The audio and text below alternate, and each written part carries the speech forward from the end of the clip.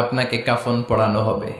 আপনার কলিজার টুকরা ছোট বাচ্চাটারে বলা হবে, আব্বু দেখে যাও তোমার বাবারে শেষবারের মতো দেখো। আপনার বাবা মা শেষবারের মতো একটা নজর দিয়ে আপনার চেহারাটা দেখে নিবে। বন্ধু বান্ধবরা শেষবারের মতো একবার আপনারে দেখে নিবে। জানাজার জায়গায় নেওয়া হবে। হবে না এই ঘটনাটা আমাদের? হ্যাঁ, হবে কিনা?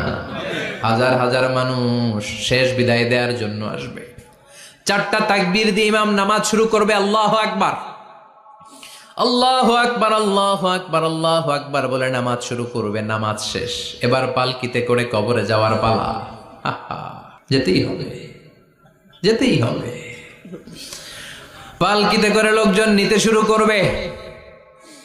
কবরস্থানের ওই জায়গায় যেখানে মানুষ বছরে মানুষ না মরলে যায় না, ওই গহীন নিঝুম কবরস্থানে ঢুকানো হবে। পালঙ্ক থেকে নামিয়ে আপনার জন্য